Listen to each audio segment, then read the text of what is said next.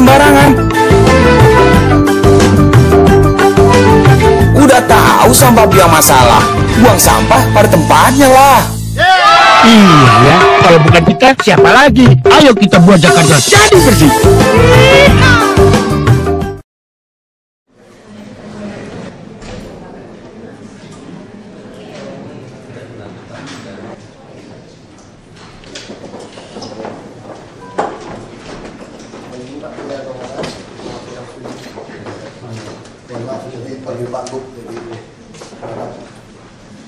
Dinas lengkap itu. Ya. Assalamualaikum warahmatullahi wabarakatuh. Salam sejahtera kepada kita semua. Pertama-tama kepada teman-teman Bapak Wakil Gubernur Pemerintah Provinsi DKI Jakarta, yang terhormat ibu-ibu, bapak-bapak, jajaran pimpinan SKPD. Saya mewakili rombongan mahasiswa dari program Magister Studi Bangunan, di bawah sekolahnya namanya Sekolah Arsitektur Perencanaan dan Pengembangan Kebijakan ITB. Kampus itu di Jakarta bukan? Kami kampus utamanya ada di Ganesha ITB, ada di Jatinangor, dan kemudian ada di sekarang ya, dan ada juga di Jakarta kampus untuk sekolah bisnis. Jadi saya mewakili rombongan ini. Pertama-tama saya ingin sampaikan rasa terima kasih yang mendalam atas kesediaan Bapak dan jajaran pimpinan untuk bersedia menerima kehadiran kami di sini, dan kami sadar Ibu dan Bapak itu sangat sibuk dengan tugas-tugas berat. Jadi singkatnya saja, yang bersama dengan saya ini adalah para mahasiswa pasca sarjana studi bangunan yang sudah menjelang akhir studi mereka, sudah di tahap penelitian.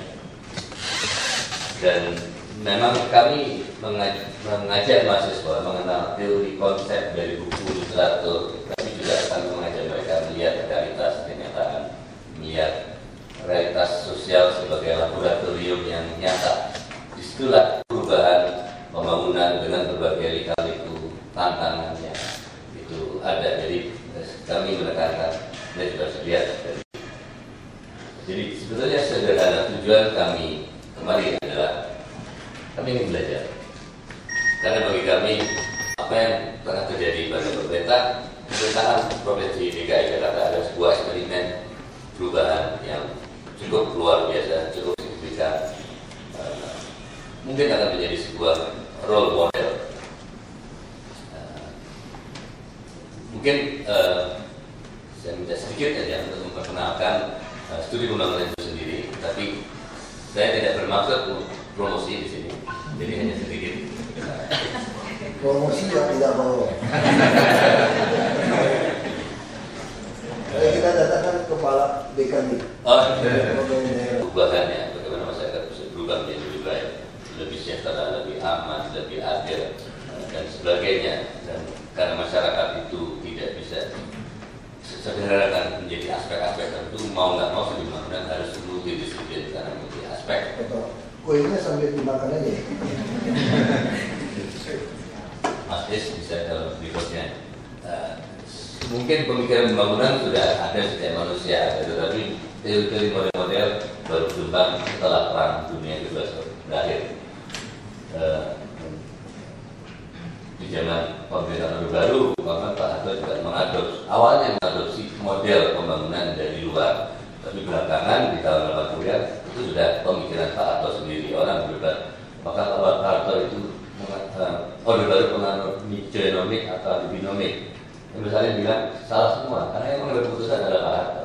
Jadi model pembangunan ada di kepala Pak Harto, dan harusnya kita juga belajar ya dari model itu.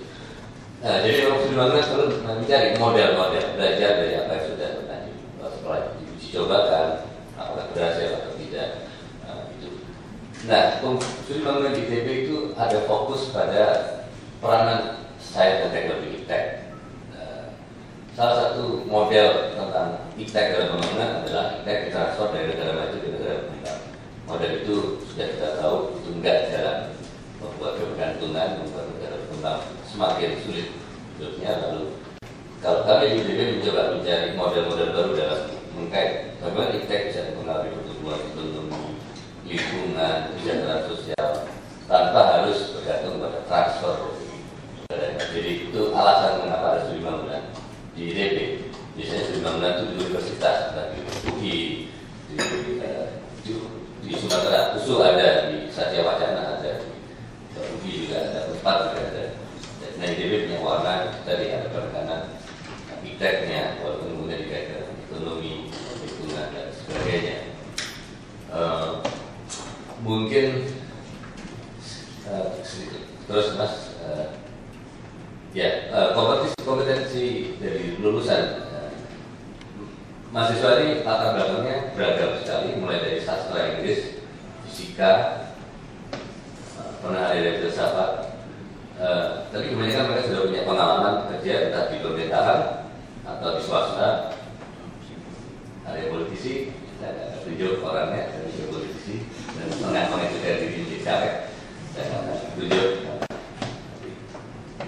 kampanye. Ada juga ibu rumah tangga, ada kerja sosial di masyarakat. Ini beragam. Nah, memang di sini kami di S2, jadi kami hanya menambah bekal mereka yang sudah punya bekal dasar, diperkaya sehingga mereka bisa menjadi arranger perubahan, ya, arranger perubahan entah di lingkungan RT, RW atau di pemerintahan atau di swasta. Jadi di pengayaan ke samping sehingga dia bisa menjadi arranger perubahan. Jadi kurang lebih begitu. Ini sedikit kerangkanya. Saya pikir cukup saya sampai di sini, tapi memang sering saya tekankan mewujudkan perubahan tidak mudah, karena tidak semua orang menginginkan perubahan atau tidak semua orang menginginkan perubahan seperti yang Anda bayangkan. Oleh karena itu kita selalu harus berhadapan dengan perbedaan-perbedaan dan bagaimana kita merangkul dan bagaimana kita menghadapi perbedaan-perbedaan itu, ya. Dan seberapa jauh sebetulnya Anda menginginkan perubahan, gitu kan? Itu juga akan menentukan apakah Anda berhasil atau tidak. Itu ya saya sering diskusikan. Itu saja pengantar dari kami. Sekali terima kasih kepada kesempatan yang diberikan. Wassalamualaikum. Terima kasih. Saya hormati Bapak Insinyur Suami saya mau perkenalkan di sini. Saya kira kepala daerah sangat senang dan menghargai sekali kunjungan dari SA PPK ITB ini. Sampai semua dipanggil datang. Jadi kalau ingin belajar ini lengkap. Ini ada kepala daerah, ada organisasi tata pelaksanaan bangunan. Beliau ini yang otaknya untuk merancang semua organisasi yang nanti ke depan kita mungkin bisa menghemat bisa sampai 1.500 jabatan struktural dengan bawah-bawahnya bisa sampai 5.000. Karena ke depan kita pelayanan terpadu satu pintu, pengadaan barang satu pintu, ini akan memotong birokrasi yang sangat. Beliau yang ditugaskan untuk merancang. Barang DKI ini pinter-pinter kok. Sempat beliau hilang gitu. Saya ketemu orang pinter ini kok tidak ada gitu ya. Kok bisa tersingkir itu? Banyak gitu. Ya kita cari tahu. Nah disitulah kenapa kami perlu seleksi promosi terbuka. Karena karyawan 70.000 lebih kami tidak pernah mengenal siapapun. Tidak tahu potensinya. Kebetulan saja rapat ngomong-ngomong. Ada rapat saya sempat kasus Pak Video ya. Dia di biro ASP. Sarana Paskot. Saya itu orang ngerti sekali konsepnya gitu. Ya sudah, harusnya jadi kepala dinas ya. Kalau yang ketemu kan tidak bagus sistem seperti itu kan. Begitu masuk kepala dinas, baru berapa bulan sudah umurnya 56. Pensiun juga terlalu cepat. Padahal usia hidup bisa sampai 70-an sekarang. Di DKI bisa 72 ya. 74 sudah 74. Pensiun di mana? Jadi kalau dipakai sama keluarga 10 ya 62 pensiun masih oke ya, 12 tahun. Nah itu masalah. Ada dari Pendidik. sama Pak Ini dari biro sama. Biro sama. Ibu dari pendidikan. Ya, Ibu Istar, mohon maaf, manggil Ibu Intias ya. Is. Dari perhubungan, dari kesehatan, Jadi Bapeda Pak? Bapeda, PU ya, PU. Nah saya kira lengkap, mau tanya apa saja silakan. Tapi kalau kira-kira tidak tertarik nanya sama ini, kami suruh kembali ke ruangannya karena banyak kerjaan kami. Kami waktu itu akhir tahun ini banyak sekali pekerjaan. Jadi kalau mau tanya silakan. Saya kira itu dari saya, tidak perlu kita langsung tanya saja, bebas. Apa saja, mau bidang apa nanti bisa dijawab. Terima kasih. Sampai kuenya dimakan aja. Dengan ini kan Bapak dengan Pak Jokowi punya gaya kepemimpinan yang baru Pak.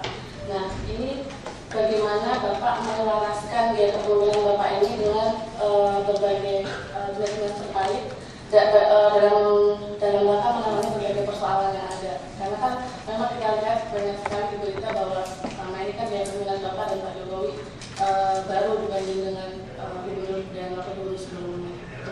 Terima kasih. Ya, langsung aja. Orang selalu menganggap remeh PNS-DKI sudah itu. PNS-DKI ini SDM yang baik sekali, saya kira terbaik di Indonesia. Saya ikut beberapa dari Komisi 2 DPR RI, ya ada beberapa kali saya kunjungan ke Komisi 2, saya sering hubungan dengan birokrasi, BKN, dengan Negeri, ya hubungan dengan otonomi daerah, KPU, ya seperti itulah kerjanya. Ini baik semua. Hanya kadang-kadang ini ada istilah kalau kepalanya lurus, bawahnya tidak berani tidak lurus. Itu faktor pertama. Tergantung siapa maunya kepala, maunya apa. Misalnya dulu Pak Erso ujukan banyak, kalau kepalanya tidak setuju, ya tidak bisa apa-apa itu. Atau BKD, kalau saya titipkan pegawai untuk penerimaan, mungkin beliau juga takut kan bosnya mau minta begitu, tidak terbuka. Nah itu satu. Terus faktor kedua, memang harus kita akui ini satu kelemahan bangsa kita. Kita itu tidak mau rekonsiliasi sama dosa-dosa lama. Jadi terus jadi ATM. Kita terus orang pasti main. Jadi istilahnya PNS kalau dicari-cari salahnya pasti ketemu. Karena banyak sekali yang non-budgeter yang harus disulap-sulap gitu. Itu juga kenapa kalau kita mau tutup buku, nggak selesai dalam semalam.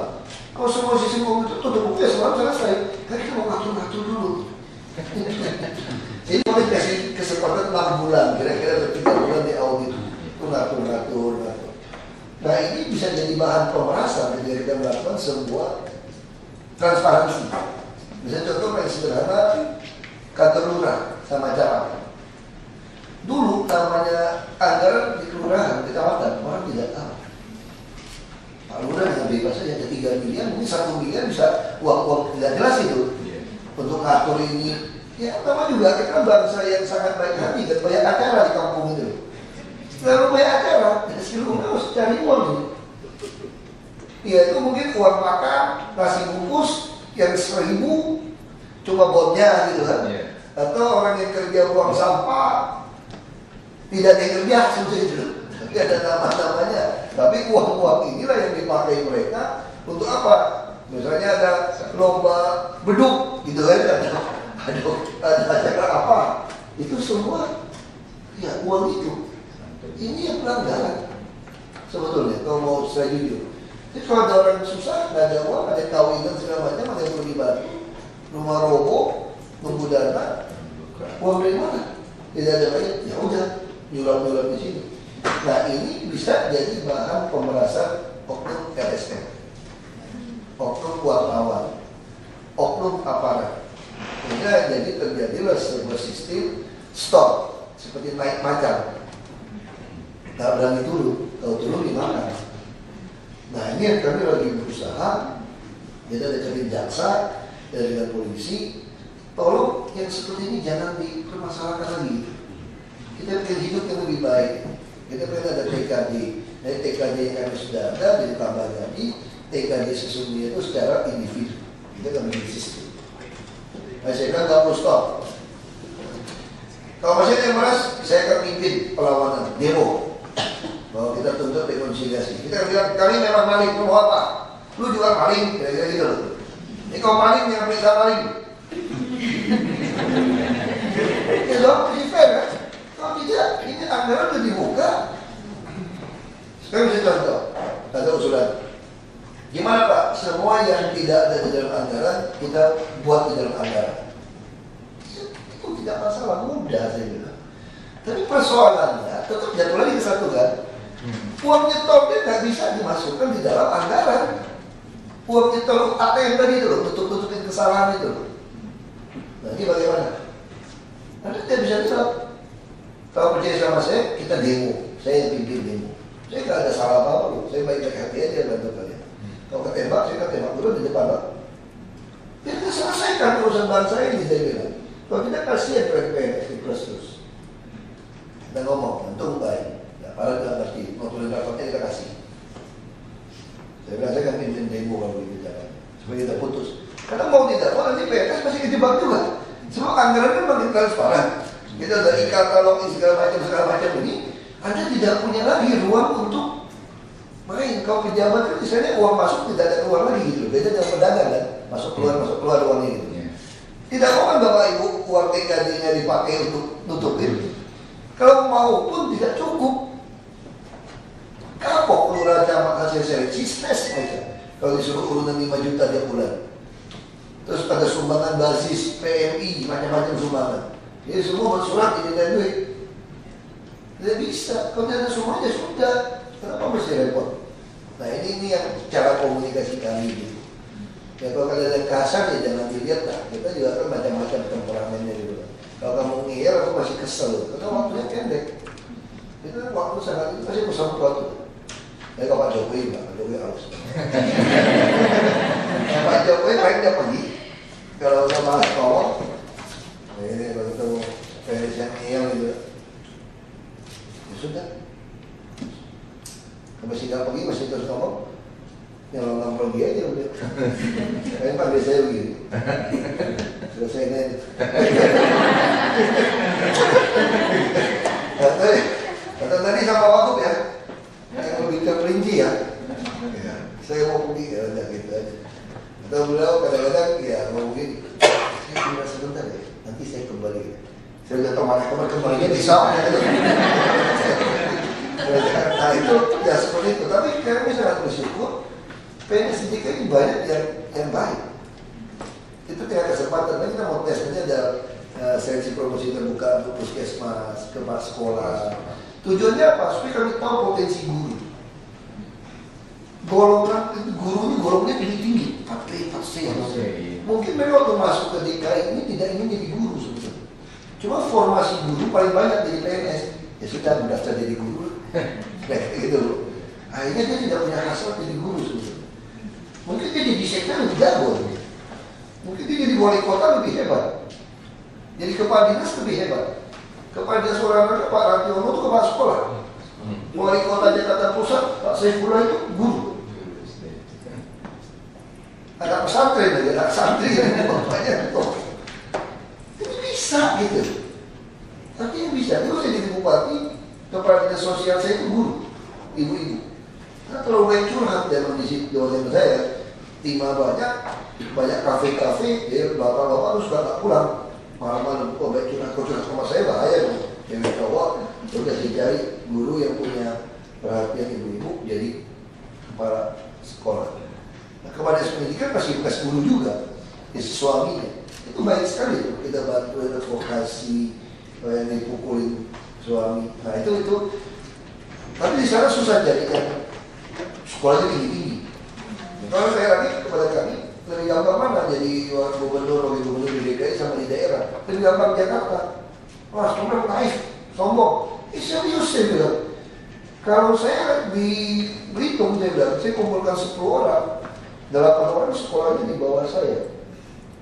2 sama dengan saya, sebenarnya juga bukan universitas seperti saya kayak gitu. Kalau di Jakarta saya kumpul 10 orang, 8 orang, kalau nggak ada profesor doktor di depan, belakang itu masih ada tulisan PhD itu, PhD itu. Jadi sini pinter.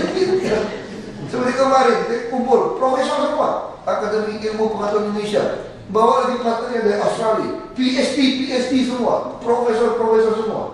Mau diskusi apa? Jadi di Jakarta menjadi pimpinan tidak perlu latihan otak. Kalau badminton, Anda cuma perlu latihan otot. Otot kaki, tangan, bertabur gitu kalau di demo, bernafas masih kuat, saraf yang sampai kena stroke. Karena ini kan kepentingan semua kan. Jadi itu aja kalau cerita soal Jakarta. Ya, silakan kamu tanya kepada langsung aja, ada komentar atau silakan. Silakan. Kalau mau tanya lagi, mau langsung kepada ini silakan. Nama saya ini Pak. Kebetulan saya tertarik dengan pelelangan jabatan Pak. Mengenai Ini Ferdani Nuria. betul. Saya ingin menanyakan tentang pelelangan jabatan sebagai salah satu upaya reformasi birokrasi di Pemprov DKI Jakarta ini. Nah, memang saya apresiasi bahwa ini sudah sesuai peraturan Menpan dan juga untuk memperbaiki tata kelola pemerintahan ya Pak ya. Akan tetapi di media massa juga banyak dikritisi terkait dengan format seleksinya dan juga bagaimana dengan pola karir PNS selama ini. Jadi yang mau saya tanyakan, apakah setiap pelelangan jabatan itu sudah cukup efektif Pak? Kemudian apakah ada alternatif lain yang ditempuh agar penempatan pegawai pada suatu jabatan itu benar-benar sesuai dengan kompetensinya? Pak, saya itu aparatur sipil negara dari Komisi 2, saya tim sipil. Jadi saya dengan Profesor Eko, dengan Profesor Sofian yang bekas UGM, Pak Miftah, itu kita kerjakan untuk rancangan ini. Kita ingin semuanya lebih kompetitif. Jangan ini yang ngalamin langsung. Karena kan agak dipaksa gitu kan, yang beliau jelaskan. Baik, terima kasih atas izin Pak Wagub. Sesungguhnya saya menjalankan apa yang memang mimpinya Pak Wagub dan Pak Gubernur. Jadi reformasi ini harus ada tindakan nyata, terutama dalam konteks struktur birokrasi yang sekarang kurang dinamik untuk mengikuti perubahan. Nah, ini dimulai dengan strategi di mana jabatan itu bukan hak, jabatan itu amanah dan kepercayaan dari pimpinan. Dan kalau jabatan itu diberikan, yang bersangkutan harus mampu menunjukkan bahwa bagaimana pimpinan biar bisa percaya. Filosofinya ada di sana. Dan kalau sudah tidak dipercaya, kapanpun bisa dicabut semua. Nah, selama ini karir pet yang dijadikan medali dan sebagainya, kadang-kadang itu juga banyak biasanya dalam konteks banyak subjektivitas dan sebagainya, sehingga ketentuan itu bisa diliku-likukan untuk mencari pembenaran-pembenaran. Jadi dalam nuansa yang transparansi yang sekarang itu sudah tidak sepenuhnya bisa. Namun demikian, lelang jabatan itu bagaimana biar transparan? Dimulai dari mana? Karena Pak Wagub mengarahkan dimulai dari perondainasi. Camat lurah, kepala sekolah nanti, kasudin yang melayani entah kasudin kesehatan atau pendidikan. Bahkan mungkin beliau juga akan mengarahkan ke wali kota dan sebagainya. Ya kita fair aja bahwa siapapun punya peluang yang sama asal kompeten dan dapat dipercaya. Nah itu yang melanasi semua. Bagaimana? Nah terlalu dini bahwa bilang ya di koran macam-macam ada. Dan kita kalau dalam ketentuan PP atau Perpres bahwa 2 tahun jabatan itu dievaluasi. Tapi Pak Wagub 6 bulan saja. Jadi Desember ini camat lurah itu akan dievaluasi. Bagaimana kesimpulannya? Kami sudah melayangkan dan sekarang sudah semua ke lapangan untuk menebar kuesioner, menjaring informasi dari masyarakat langsung, baik yang dilayani langsung oleh lurah camat maupun masyarakat di sekitar lurah camat. Apa respon terhadap kehadiran hasil lelang tersebut?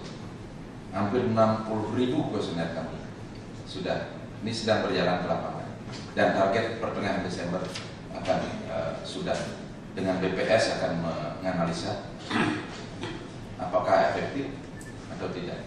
Tentu takarannya 6 bulan dengan 2 tahun itu berbeda. Nah itu. Tapi yang paling penting, apakah lingkungan itu mempercayai sosok yang bersangkutan? Atau target-target Pak Gubernur, Pak Wagub bisa diselesaikan atau tidak? Jadi, nah di samping tes-tes yang bersifat, kami mengerahkan 59 asesor dari lintas, baik itu lintas perguruan tinggi maupun konsultan yang dapat dipercaya maupun kepolisian. Hampir tidak mungkin orang itu didiagnosa oleh satu orang yang bisa-bisa bisik. Tidak akan bisa.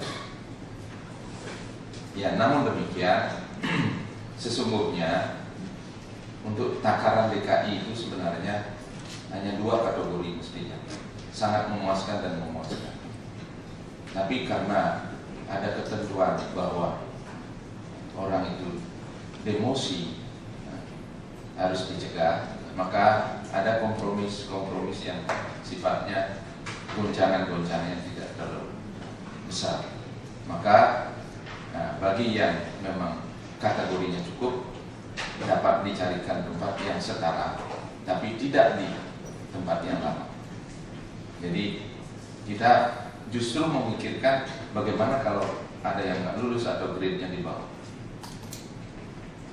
Jadi itu kira-kira. Nah, ini semua keputusan adalah semua seleksi muaranya ke Perja sesuai ketentuan Badan Pertimbangan Jabatan, di mana seluruh pimpinan berkumpul, termasuk juga ada di Balai Agung, Pak Gubernur dan Pak Wagub, seluruh jajaran menilai.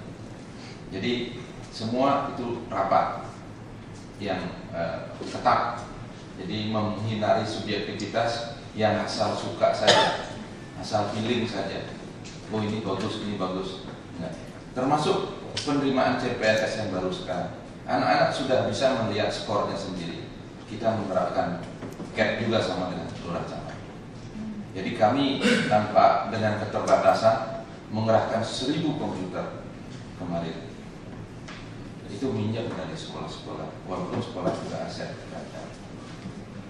Kira begitu. Jadi mulai dari sekarang, suka tidak suka, melalui pimpinan yang reformasi, kita harus laksanakan secara nyata. Jangan dibasa-basikan lagi perubahannya, karena persaingan itu depan mata. Nah itu kira-kira. Pak Alto jelaskan soal peta karir pegawai negeri diatur seperti ini. Pertanyaan ini kan soal peta karir gimana soalnya seperti itu. Terima kasih Pak Ulu. Ya, assalamualaikum warahmatullahi wabarakatuh. Selamat pagi dan selamat terbaik kita semua. Saya izin Pak Wagub, izinkan saya menjelaskan teknis pola karir. Pola karir itu kan sebenarnya membuat pola karir itu hanya memberikan jalur sasaran apa yang harus ditempuh seseorang pegawai negeri sipil untuk mengaktualisasikan dirinya sebagai pegawai. Itu dulu filosofinya. Jadi pola karir bukan hak. Haknya adalah pegawai, saya bukan pejabat. Saya kira itu yang kedua. Yang ketiga adalah, benarkah ada koreksi beberapa teman-teman yang peduli terhadap reformasi birokrasi di Jakarta dengan kami anggap dengan tulus membantu Pak Gubernur dan Pak Wagub melalui koreksi dan saran. Ada pendapat menyatakan bahwa pola karir dengan seleksi terbuka, pola karir seakan-akan tereduksi. Sama sekali tidak. Seleksi terbuka adalah mencari calon pejabat struktural. Dari mulai tadi, sekarang baru eselon 4, eselon 3, dan terus menjadi eselon lain seperti itu. Calonnya, setelah ada calonnya, dipakai dulu 2 kompetensi. Ada kompetensi bidang, misalnya kalau di PU pasti berbau teknik. Ada kompetensi manajerial, kemampuan untuk memimpin, untuk merespon orang. Ditentukan untuk masing-masing level jabatan. Baru dicari orang pegawai negeri sipil yang memenuhi syarat administratif. Kan sudah mulai, kan pola karir ini. Jadi dibikin kompetensi 2, terus ada persyaratan administratif. Pola karir adalah persyaratan administratif. Ya, jadi PPI seperti itu. Terus lanjut Setelah itu kan diserahkan kepada pengambil keputusan Pembina Kepegawaian sebagai pengambil keputusan akhir pengangkatan, pemindahan, dan pemberhentian pegawai negeri sipil dari dan dalam jabatan struktural atau fungsional. Alatnya siapa? Bertingkat. Kepala BKD sebagai administrator kepegawaian, beliau melaporkan kepada Pak Gubernur untuk eselon 4 melalui Baperda yang dipimpin asisten, Kepala BKD sebagai sekretaris, kalau eselon 3 Pak Sekda, kalau eselon 2 kepada Pak Gubernur. Jadi tidak ada yang tereduksi, tidak ada sama sekali. Nah, pertanyaan lebih lanjut, mendukungkah? Yes, karena selama ini kan baik tandang aja. Oh, saya dikenal Pak Made, terus oh ini cocok ini. Nah, beres enggak, indikator objektifnya apa? Kita kan sepakat bahwa untuk mencari yang terbaik itu perlu satu tolak ukur yang objektif, akademis kira-kira begitu ya. Apakah cukup itu? Enggak. Tadi kan juga Perjati itu misalnya kalau Pak Camat ya Bang, Pak Camat itu dipanggil juga wali kota sebagai user. Bagaimana rekam jejak yang bersangkutan? Kan tidak semata-mata itu, kayak gitu. Terus yang kedua, bagaimana kompetensi, soft kompetensi, integritas. Kan dalam psikotes ada ruangnya untuk itu. Jadi 3 hal kompetensi itu yang Bapak Ibu dalami barangkali. Kompetensi 3 kan, pengetahuan, keterampilan, dan integritas itu terpandu dengan seleksi terbuka yang menjadi model di sekarang ya. Sekaligus saya laporkan Pak Ubu dan Kepala BKD. Ini ternyata menjadi model seluruh Indonesia, DKI Jakarta Pak. Dan kami kalau nggak salah beliau sudah pernah diajak ke Bappenas, ke Menpan, itu menjadi model ini. Itu buktinya. Efektif? Yes, efektif. Efektif itu apa? Ukuran kita dalam statistik adalah apabila terjadi, saya menganut Manasih 10% deviasi itu efektif. Masuk Singalinggo mengatakan 15 efektif. Saya menganut Manasih 10% deviasi efektif. Pencapaian 10% dari target itu udah bagus. Kalau ada nanti yang deviasinya 10% itu menjadi minor, itu wajar di dunia manapun begitu. Tidak begitu. Jadi barangkali memang yang terekspos itu kadang-kadang yang minor tadi. Memang silakan birokrasi kita yang baik-baik kadang-kadang susah untuk dipublikasi. Kalau yang minor itu kalau sedikit dipublikasi, oh itu ini orang. Ini ada kaitannya dengan level budaya kita. Kira gitu ya, jadi sangat efektif dan tidak mengacak-acak pola karir pegawai negeri sipil. Pola karir itu kan dari staf eselon 4, eselon 3, eselon 2, terus eselon 2, terus begitu kan? Kan tidak boleh. Kami juga tidak membolehkan dari staf langsung dari eselon 2 nggak ada. Tetap yang ikut seleksi untuk eselon 4 itu ya potensi eselon 4 baru staf. Yang ikut eselon 3 yang mau ikut lagi. Terus eselon 4 juga, yaitu eselon 2 adalah eselon 3 dan eselon 2 yang bersangkutan. Oh begitu, jadi tidak ada yang saya kira demikian. Terima kasih. Assalamualaikum warahmatullahi wabarakatuh. Mengenai keterpaduan wilayah DKI Jakarta dengan wilayah lainnya, khususnya kawasan hulu di Provinsi Jawa Barat ataupun Banten, itu kan selalu digaungkan dalam setiap periode kepemimpinan. Terakhir, kita sering dengar konsep metropolitan, yang saya kira sekarang sudah agak kurang terdengar lagi gitu Pak. Pada itu konsep-konsep tersebut kan untuk mengatasi persoalan misalnya kemacetan, kualitas hidup dan lingkungan. Nah, dalam periode kepemimpinan Pak Wagub ini apa yang ditawarkan, konsep apa yang ditawarkan seperti itu. Kemudian yang kedua mengenai tata ruang. Beberapa saat lalu Pak Wagub pernah mewacanakan bahwa tata ruang DKI akan dievaluasi. Nah, bagaimana mekanisme untuk mengevaluasi tata ruang ini? Dan kemudian apakah dibuka bagi masyarakat ruang untuk berkontribusi dalam evaluasi tata ruang ini? Baik, terima kasih. Dan dengan pendapat ada berjalan beberapa kali, kita juga taruh di website, orang bisa koreksi juga, tentu tidak bisa. Tapi secara prinsipnya gini, Jakarta ini mau jadi langgar di seluruh dunia. Kalau kita menentukan koefisien luas bangunan sekian, daerah ini ketinggian sekian, itu tidak ada istilahnya Anda bisa lebih tinggi dengan cara denda. Tidak ada. Kalau kita tentukan segitu ya segitu. Kamu kalau mau bikin lebih tinggi ya cari tempat yang sesuai. Tapi Jakarta tidak bisa. Lalu kita berdebat. Kalau Bapak tidak mau tegakkan, ya saya orangnya ngomongnya kasar ya. Kamu mau suruh saya bakar setengah Jakarta saja. Wah, ribut semua. Saya ngomong jujur gitu loh. Orang pelanggarannya lebih dari setengah di Jakarta. Tapi mau suruh saya tegakkan, ya saya bakar, saya bilang gitu kan. Ribut orang semua. Ya udah saya halusin lah. Mau saya bongkar setengah dia bilang. Menurut saya sama juga kan, kalau bongkar membakar lebih cepat bakar gitu. Bongkar lebih mahal gitu. Jadi ini masalah. Biar kadang-kadang kita nggak punya uang bongkar. Yang lebih lucu, orang kalau mau melanggar bangun rumah di Jakarta selalu diatur di akhir tahun anggaran. Karena P2P sudah tidak ada uang. Atau di awal tahun ketika APBD belum disahkan. Tapi saya minta, benar itu dimasukkan ke biaya rutin. Sehingga APBD belum diputuskan pun, benar kita bisa pakai uangnya. Nah ini yang terjadi. Ya, saya jawab nanti Bapak bisa tambahkan ya. Saya jawab itu di situasi. Tentu kita akan lakukan seketat mungkin jaganya. Nah hubungan dengan pinggiran bagaimana? Itu saya selalu katakan. Jauh lebih mudah mengatasi kota-kota kabupaten pinggiran ini dengan cara kami pindah kantor ke Merdeka Utara daripada Merdeka Selatan. Merdeka Utara itu kantor presiden. Itu persoalan politiknya. Kalau Anda buat partai, tidak ada lagi partai yang bisa menguasai 50% plus 1 di DPR ini. Sedangkan semua undang-undang, megapolitan, peraturan apapun bicara DPR dan presiden. Jadi lebih mudah merebut 2 kursi di sana daripada 281 kursi. Tidak ketemu lagi partai yang bisa sehebat itu. Itu jobnya seperti itu. Nah mungkin Bapak Anda bisa jelaskan cara kerja. Kita ada kerjasama kok dengan pinggiran. Kita kasih hibah 5 miliar. Tapi nggak bisa campur. Misalnya Depok marah-marah sama saya. Saya bilang gini, saya anak geologi. Di mana mas sungai kenapa banjir orang Jakarta? Kamu aja gendeng tinggal di daerah-daerah aliran sungai. Ya pasti banjir gitu loh. Kalau tidak mau di daerah das ini, tinggal di mana? Ada daerah yang lembah. Ini alam udah mengatur. Kalau ini kelebihan, pasti ke sini gitu. Tapi yang terjadi apa? Kita paling suka tuh Lake View Resident, River View Resident. Karena ini lembah, ini sungai pasti diuruk kan. Begitu diuruk, cilakalah tetangga-tetangga yang miskin tadi. Saluran tidak bisa keluar, ada PKP tidak bisa keluar, datang ibu-ibu sama saya. Pak ini masjid Pak. Saya masjid juga saya bingung gimana. Ini kalau mau kalian ke BKP, saya minta PUC itu bagus.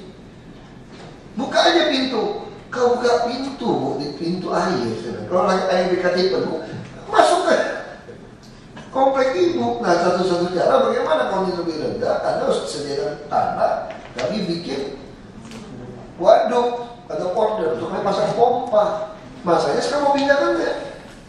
Tidak mau. Harga pasar, appraiser tidak mau. Kan banjir, ya setahun sekali nggak apa-apa. Tapi terkena 30 cm udah marah-marah mas saya SMS. Mana bantuannya? Patokan kita kan jelas. Kalau tidak mengungsi ya tidak ada dapur umum kan? Kalau cuma kerendam itu tidak mau keluar. Saya sudah instruksikan tidak ada yang ada makanan ke rumah. Kayak tahun kemarin. Perahu karet tidak cukup. Kenapa tidak cukup? Kamu bikin tuh delivery service. Pak, saya minta 5 bungkus makanan Pak di rumah ini Pak. Udah sampai nggak ada, enak aja deh. Kamu makan keluar dong. Saya bilang logika, kalau saya lapar, airnya cuma segini atau lebih tinggi dari saya kalau saya masih bisa berenang. Saya pilih berenang ke tempat makan. Ini tidak mau semua delivery service.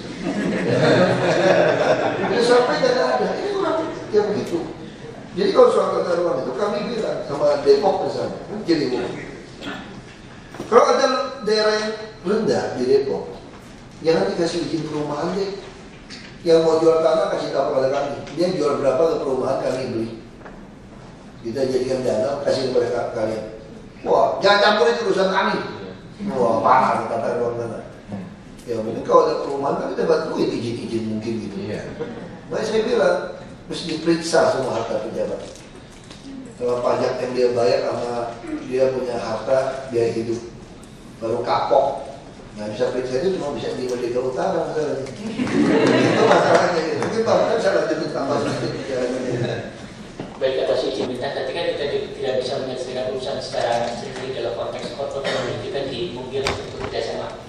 Nah dalam konteks ini memang kita sudah dikeluarkan dalam satu program di urusan pemerintah, ada di program otonomi daerah kita untuk memperkuat kerjasama, salah satunya adalah kerjasama dengan Jabodetabek.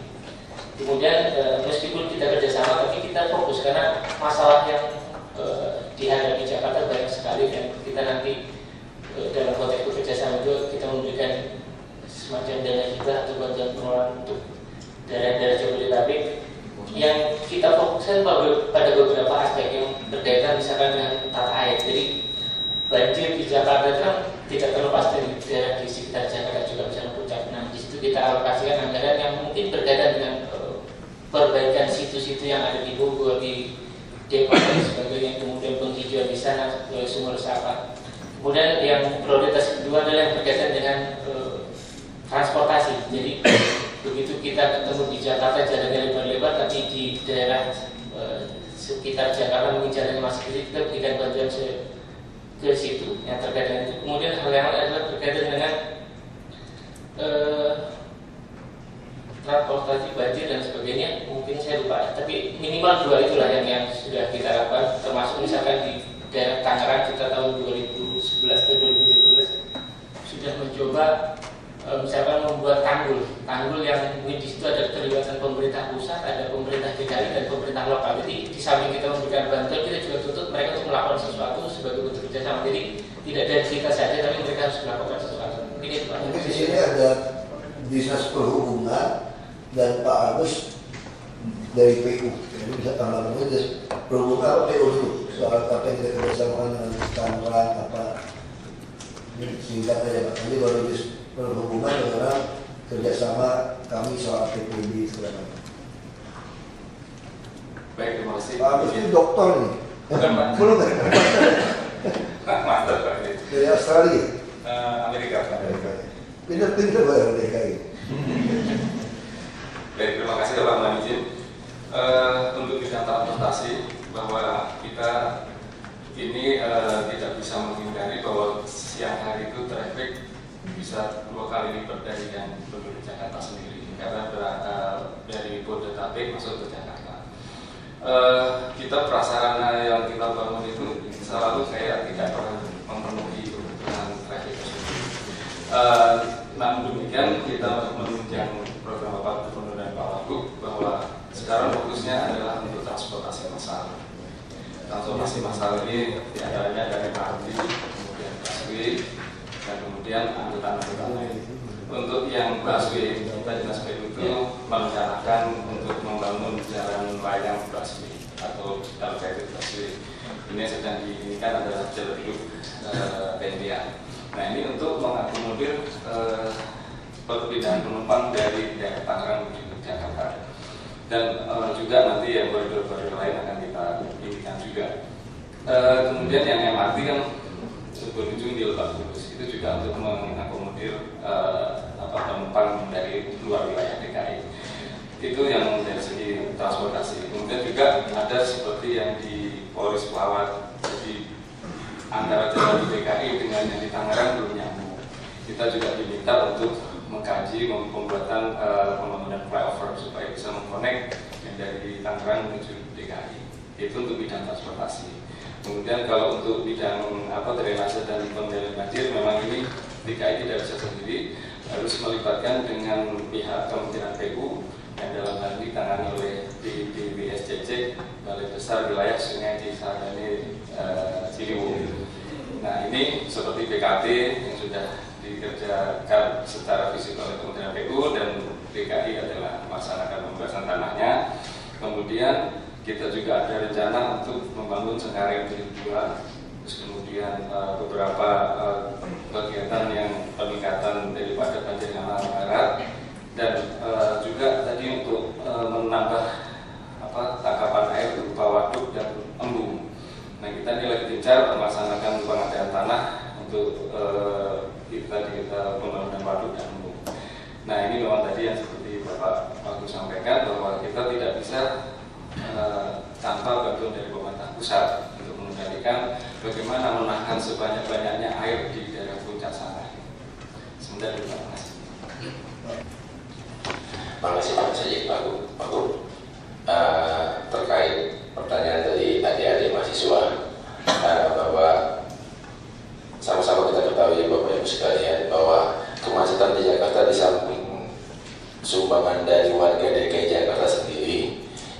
juga sumbangan dari daerah urban sekitar.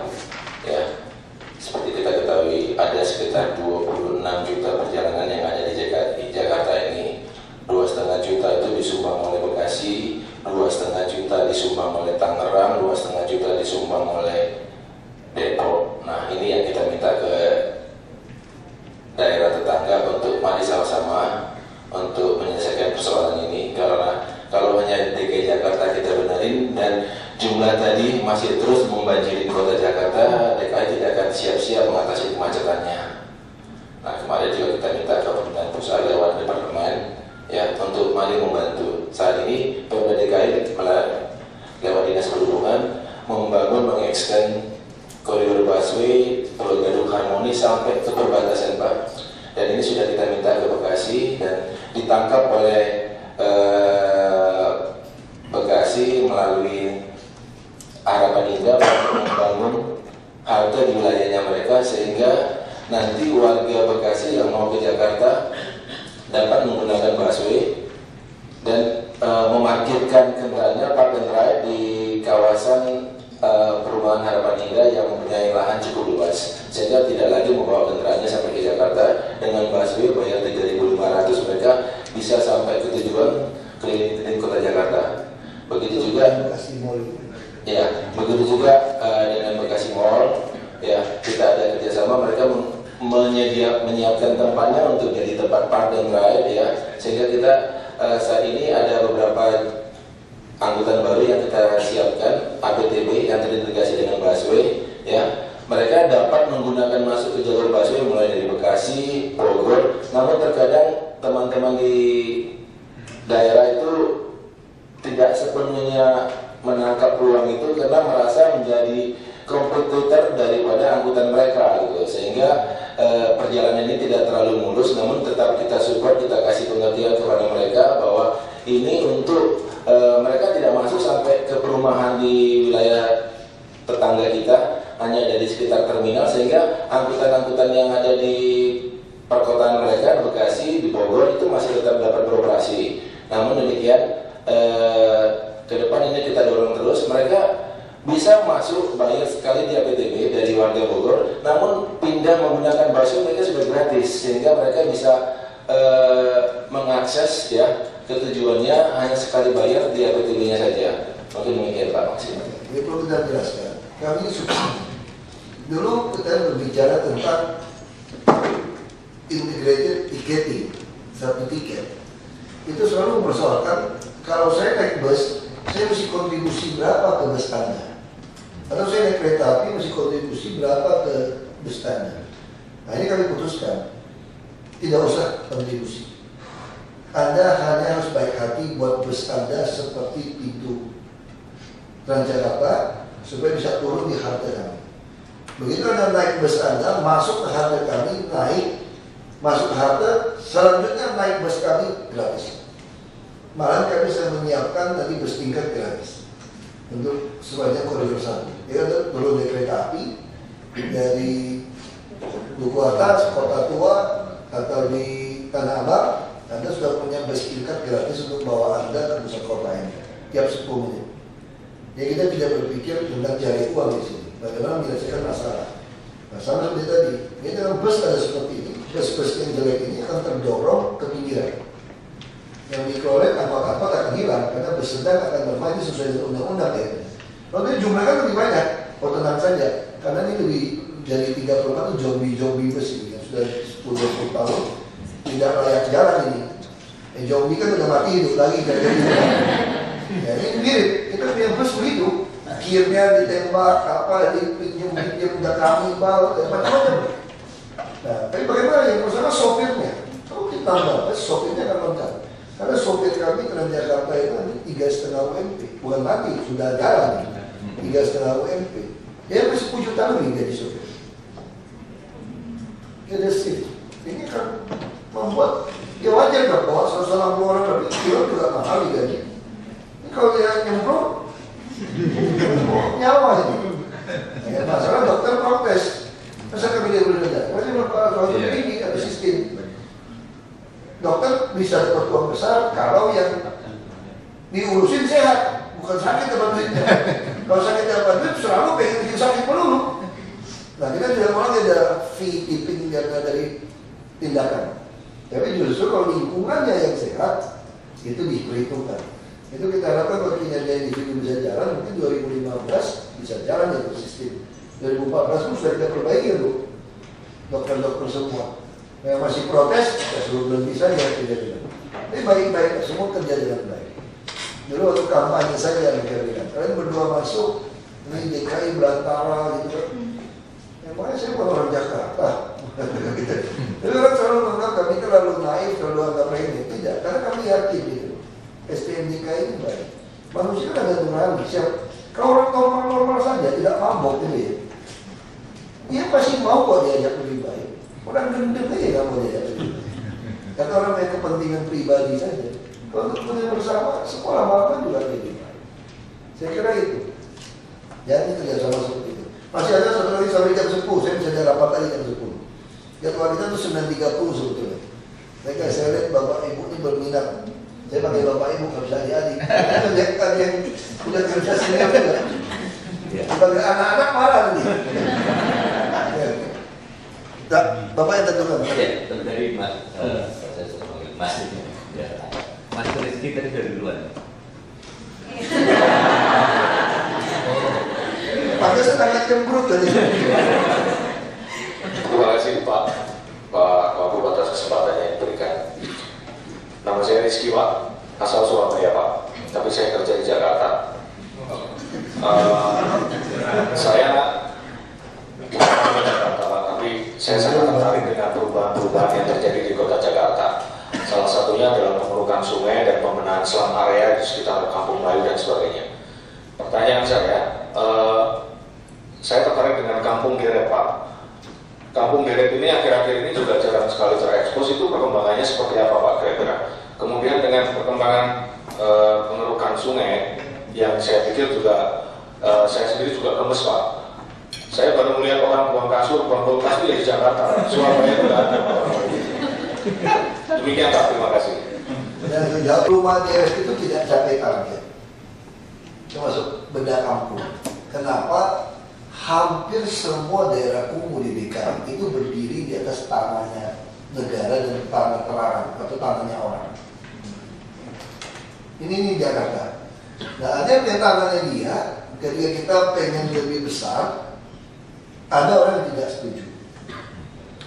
Nah, paling ideal itu waktu terjadi kebakaran sebetulnya, langsung kita bangun. Jadi persoalan muncul, membuat anggaran itu harus lokasi jelas, volume jelas. Kalau saya menentukan kampung Deret ini dengan volume lokasi jelas, itu saya bakar itu kampung sudah itu. Nah tidak mungkin kita lakukan.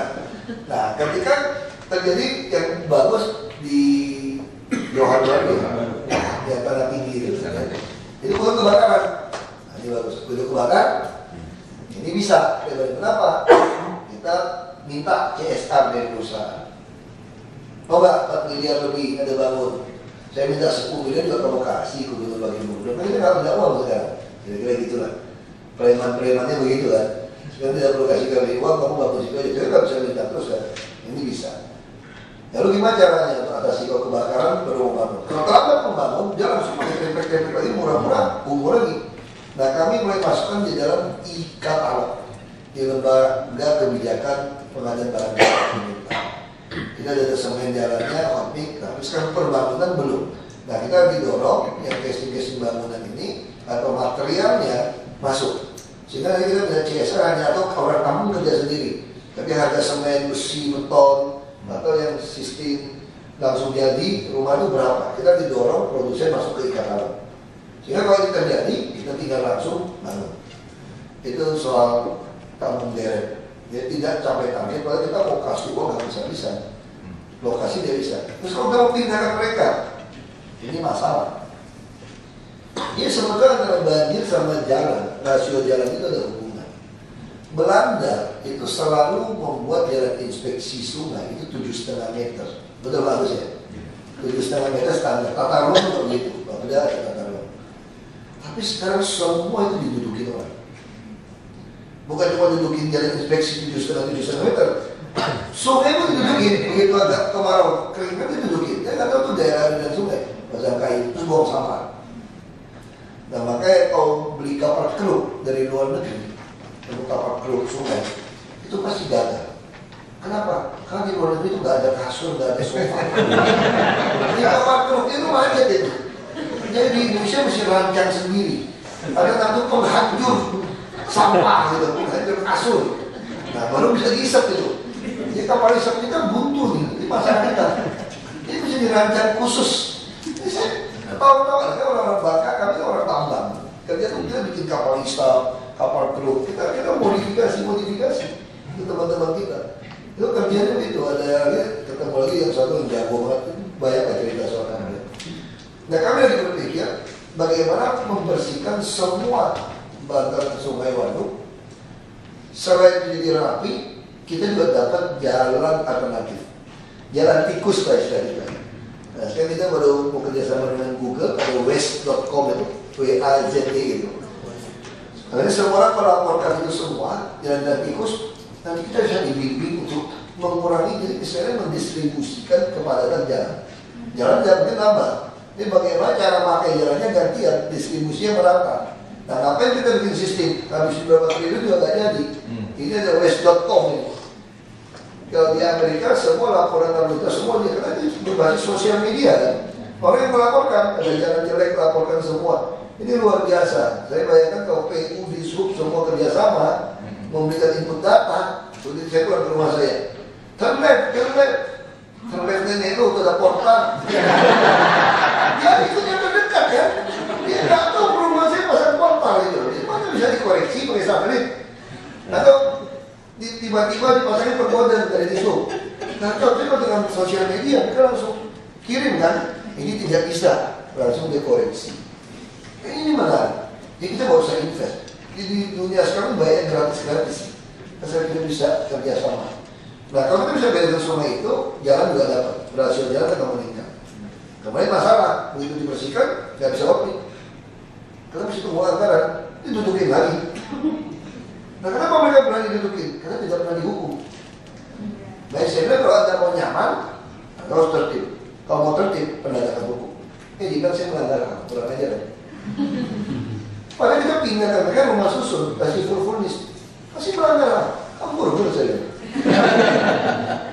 Salah lagi, kekasaran saya bilang, menyerang mereka. Jadi kita putuskan, ya sudah, buatkan rumah susun dengan isi saja melanggar HAM. Apalagi kalau saya garuk mereka tanpa rumah susun, bisa dihukum mati kali saya. Nah itu yang terjadi di Waduk Pluit. Banjir, kita mau keruk habis kan? Nggak bisa, cuma 20%. Kalau keruk habis 1.400 rumah yang pakai kayu, pasti roboh. Kalau 10 meter, nggak usah sentuh. Kita keruk di sini aja nih. Kalau dia ada sampah-sampah itu 80 hektar, didudukin 30 hektar. Nah disitulah manusiawinya kami kira-kira gitu. Jadi kami dianggap nggak manusiawi sekarang. Untuk memindahkan orang dari yang tidak layak ke layak. Kenapa? Jakarta yang punya ini bukan orang miskin, orang kaya, nyewa-nyewain. Orang miskin nggak pernah punya. Nah itu masalah. Jadi ini kita mau kerjakan secara serentak, tapi tunggu rumah susun selesai. Kami lagi mau beli tanah lagi 400 hektar, Jakpro 100, 500 hektar di Malunda. Kami harap bisa bangun kira-kira bisa 1.250 tower. Kayak 100 unit 125.000. Jadi konsep kami Jakarta harus punya 300-400.000 rumah susun yang tidak dijual, tidak disewakan, hanya bayar restitusi. Anda oversewa saya penjara 6 tahun. Tidak boleh diwariskan kepada cucu Anda, hanya boleh kepada anak dan menantu. Untuk saya bagaimana? Anak menantu dari anak menantumu boleh. Kemudian kalau kamu tidak berubah nasib, harusnya Anda berubah nasib. Ada kartu Jakarta Sehat, ada kartu Jakarta Pintar. Kita siapkan pasar rakyat yang distribusi harian, tidak dijual, tidak disewakan. Kita menyiapkan banyak paket pasar yang menggunakan imani. Kita juga menyiapkan ruang pamer besar. Kita mungkin tahun depan akan mulai di bawah Monas. Jadi Anda produk-produk kreatif, Anda bisa jualan di sini. Yang jualan sewa tempat yang susah. Kita sudah siapkan PT Jaminan Kredit Daerah untuk menjamin kredit Anda dari bank. Kami juga kerjasama dengan Bank Syariah Mandiri. Kami juga punya sistem syariah di Bank DKI. Kita bagi hasil, ada untung 90, kami 10 tidak apa-apa. Kalau kita turunkan 1 triliun, kasih 5 juta berdagang ini, 200.000. Kalau kembali tahun depan lagi 1 triliun lagi 600.000. Tapi kalau ada nyolong 9 teman usia tempat saya. Nah, kita juga lagi siapkan logistik di Kerawang untuk tampung bahan-bahan pokok sembako bagi jalan kontrol dan lampu. Ini pasar kami kasih tahu ini barang ada jual. Daging sapi ini ada maksimum jual 70.000. Diskon buat Anda 10-20%. Kalau Anda jual lebih besar dari itu, saya usir dari toko saya. Di pasar saya usir. Kalau sekarang nggak bisa, kami belinya sudah mahal Pak, karena lewatnya banyak. Pintu, nah ini mau kita potong. Sehingga sembako kejaga, transportasi murah, rumah murah, pendidikan ada, kesehatan ada. Ini akan menurunkan kebutuhan hidup layak. Survei dari semua orang. Nah ini artinya membuat mereka, jadi kita bantuan langsung tunai dalam bentuk kalau Anda mau kerja, kalau Anda mau jujur, kalau Anda mau sakit, kalau Anda mau sekolah, tidak ada tunai. Dan kami lagi berusaha nanti seluruh DKI tidak ada transaksi pakai cash sampai akhir. Kita akan buat peraturan bila perlu bina BI di DKI hanya boleh tarik 1 kali UMP saja, uang di ATM. Karena Anda nggak perlu tarik uang. Jadi tidak ada lagi sogok menyogok antar pejabat. Kalau tarik 10 juta masih ada yang beranak uang. Anda butuh duit sogok pejabat. Saya punya nih 1 miliar, jual duit. Dia kumpulin, ada di Jakarta, ada di Jakarta. Tukar duit juga ada kan, kalau lebaran kan? Macam-macam. Nah itu yang kami lakukan untuk mengatasi soal seperti ini. Jadi semua ini memang harus dilakukan secara terpadu. Yang coba dibangun. Tapi kalau kita tarik dari visi misi Bapak, mohon izin ya Pak ya, saya ambil dari webnya Bapak ahok.org. Tujuannya ingin membentuk sebuah hunian yang nyaman Pak dan manusiawi. Jadi semua itu tertuju ke sana, bagian infrastruktur dan lain-lain. Cuma di sana ada constraint Pak, budgeting. Semua dari Bapak harus dipresentasikan di DPR Pak. Nah, bagaimana skenario Bapak agar itu bisa sukses? Walaupun kemarin juga APBDP itu alat Pak. Bapak ada di situs Bapak menyatakan bahwa terjadi kenaikan 129 miliar di total 50,1. Tapi PAD-nya turun Pak, 40,6 tadi. Nah, berarti nanti ada slotnya di mana nih Pak? Ada kekurangan defisitnya seperti apa? Yang Pak, maksud. Ya. Pertama sistem anggaran. Kalau tidak disetujui DPR, kita boleh menggunakan anggaran tahun sebelumnya. Ya saya nggak takut sama DPR. Kenapa takut? Dia nggak boleh gajian. Coba aja. Jadi kita mau tes tahun depan, kita mau cari itu. Kita udah siapkan ini. Kenapa? Makanya kita beli alat berat banyak. Kita bisa sewa kelola yang minyak yang ada. Lalu CSR bangun rusun segala macam, termasuk beli tanah dan segala macam. Oh itu tawar-menawar dengan para pengembang. Saya punya BUMD itu. Saya langsung tanya sama pengembang. Kenapa pakai izin ini? Bisa pulau, reklamasi pulau. Kalau hitungan kami, ini bisa sumbangkan seperti ini. Anda mau kasih atau tidak? Kalau Anda tidak mau kasih, saya panggil BUMD saya. Bisa tidak kamu kasih? Kalau tidak bisa, menurut saya bisa, saya ganti kamu jadi direktur. Yang bisa Pak, kalau bisa saya bilang sama pengembang. BUMD saya bisa kasih, kamu mau kasih atau tidak? Kalau Anda tidak mau kasih, saya cabut tidak kasih izin Anda, saya kasih izin ke orang saya saja. Emang saya takut sama kamu? Sama, nanti penguasa hak. Penguasa hak, pengusaha plus penguasa. Itu penguasa hak. Itu lebih dari konglomerat, ya. Itu lebih dari konglomerat. Nah itu cara-caranya. Lalu beli bus bagaimana? Oh gampang. Saya disuruh ciptakan itu peraturannya. Tidak jelas kan bus kan. Iklan bus kan sampai 20 juta, 25 juta. Kita kali 10, 250 juta. 7 tahun, 1,75 M. Bus nggak dapat 1,75 M. Saya tekan, saya yakin kan saudara pengusaha, kalian percaya sama saya. Kamu pasang 1 billboard 2 miliar 3 miliar, diam di situ. Coba kamu pasang billboard yang gede sambil jalan. Mana ada billboard yang gede? Ada bus tingkat, yang bus tinggi kan. Kamu sumbang dan Jakarta. Langsung mereka bikin BPKD aja ketakutan cari celah hukumnya. Aduh, saya bukan ayat suci aja orang tafsirannya beda-beda. Celah hukum kita cari dong. Yang penting tujuan seperti itu kita cari. Jadi dalam hal itu, terus anggaran defisit di mana? Silpa sisa pemakaian anggaran ini itu langsung menjadi pembiayaan. Jadi sistem pembukaan pemerintah itu sederhana, seperti yayasan. Nirlaba, pemasukan, pengeluaran, pembiayaan. Jadi kalau pemasukan tidak cukup, dipakai pembiayaan. Pembiayaan dari mana? Bisa dari sisa tahun lalu. Bukan dikembalikan ke pusat, bisa pinjaman, tidak perlu DKI pinjaman. Hemat kalau tulis kantor saja. Kalau mereka mulai beli dari e-katalog tahun ini, kalau biaya rutin kira-kira 10 T gitu ya, dan 12 T gitu.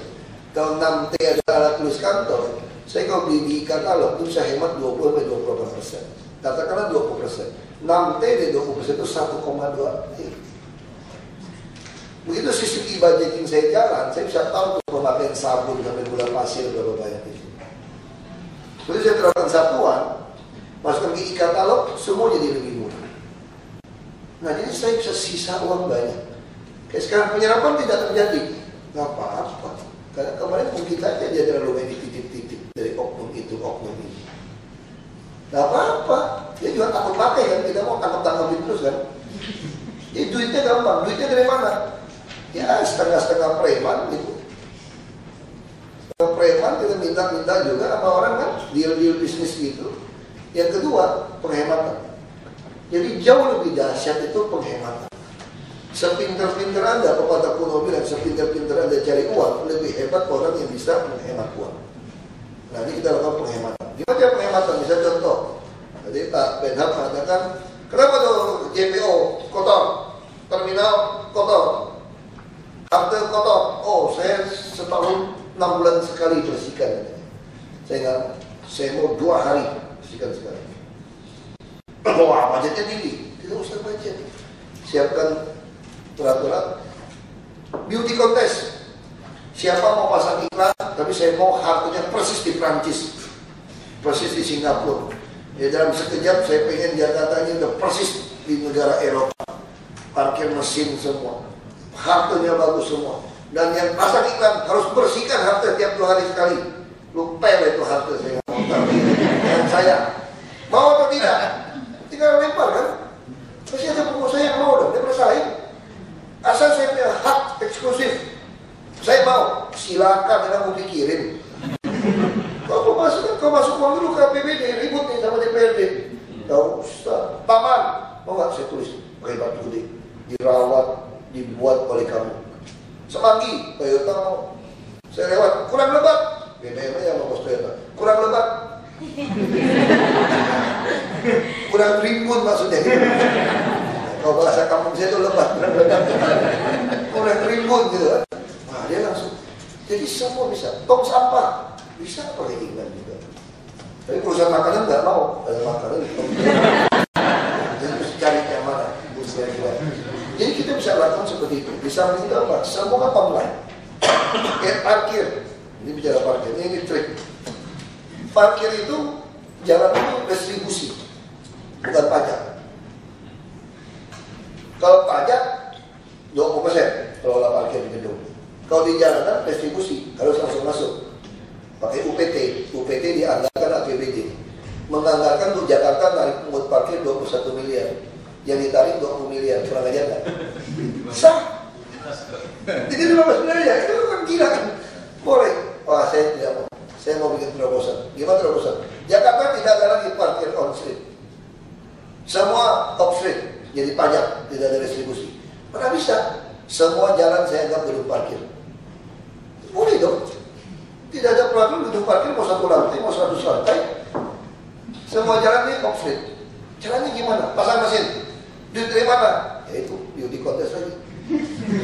Siapa mau pasang mesin parkir yang pakai jam-jaman seperti di Eropa, harus pasang CCTV, harus ada GPS, dan gaji preman-preman itu yang baik. Sekarang kita bawa 100.000, 150.000 sehari. Itu gaji aja 2 kali UMP. Begitu Anda dapat duit berapa? 20% punya saya. Seperti gedung. Lalu PT Parkir bagaimana? Nah ini preman baru. Kamu mesti kasih dia 10%. Kamu dapat 70. Mau nggak? Kalau mau tender, kerjakan. Mau, banyak yang mau. Nah itu akal-akalan aja gitu. Namanya dirubah.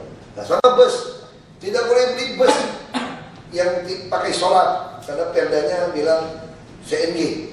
Tapi gas tidak ada. Nah, pertanyaan saya, orang nunggu bus memang dia tanya, Pak, bahan bakarnya solar apa gas? Nggak ada, itu dia tunggu kan. Tidak mau, suruh mereka sumbang. Tapi sumbang bus masalah, plat merah tadi. Dia punya kami plat merah, ada plat hitam. Ada di sub, ada Bappenas, plat merah tidak boleh jadi angkutan umum. Dari mana bilang angkutan umum? Kalau narik duit kan, saya tidak narik duit. Saya cuma lewat di halte bus, pintu saya buka, orang masuk. Sudah siapkan. Tidak salah dong. Plat merah, emangnya orang ngomong dari halte bus Transjakarta yang tinggi itu merah apa kuningnya, apa hitam platnya ya? Nggak ada, itu terus datang. Yang penting baca sama. Tapi nggak boleh. Saya salahnya di mana? Saya tanya. Ya salah. Ya mau benerin bisa, salah bisa. Sekarang tujuan yang tercapai. Saya tidak jawab, ketawa ada banjir atau pernah mogok bus dulu. Tentara keluarkan truk-truk. Boleh tidak truk pengangkut penumpang? Tidak boleh. Karena darurat boleh. Sekarang apakah Jakarta tidak darurat? Orang tunggu bus sampai sejam 2 jam. Di halte kurang besar karena busnya datang telat. Kalau busnya cukup, halte kita cukup kok. Nggak perlu diperbesar. Nah jadi ini model-model ini yang kita harus berpikir keluar dari kotak. Jadi kalau kita tidak pernah keluar dari kotak, sama aja otaknya seperti itu. Kemarin saya marah sama BPKD. Orang mau nyumbang 30 bus dan Jakarta dipinjemin. Ya mau pinjem mau apa terima aja. Kalau saya lihat trek-trek di Bogor, kan udah kepenuhan 30 nggak mau kita ambil. Apa yang susah sih? Orang mau minjem, terima aja. Minjem nggak bayar kok, kenapa nggak boleh gitu? Cuma ada iklan Pak. Ya iklan kamu ciptain aja peraturan baru. Yang mau pasang iklan di bus boleh asal minjemin bus setahun. Boleh kan? Kamu bisa sewa bus 25 juta setahun. Nggak bisa sewa kan Pak? Jadi ini logika-logika aja udah gitu. Misalnya saya kadang-kadang marah bukan kadang bisa marah karena itu. Ngeyel gitu loh. Apa yang masalah sih? Nah ini seperti ini. Ya saya kira cukup ya. Saya udah ekstra setengah sampai 5 menit.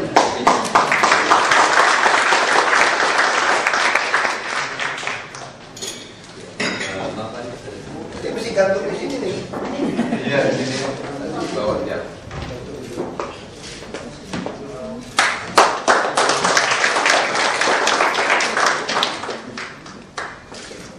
Gantung di sini aja.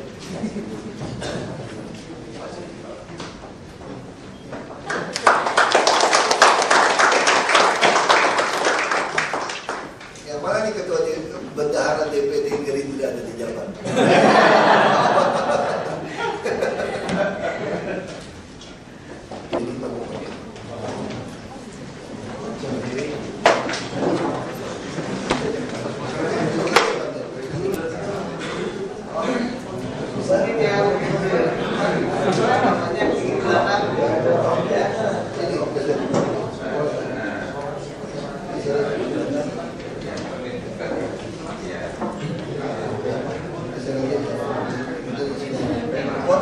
Bisa ya? Kami otomatis bisa Pak. Tepat lagi. Jadi bisa Pak. Dari situ bisa dapat.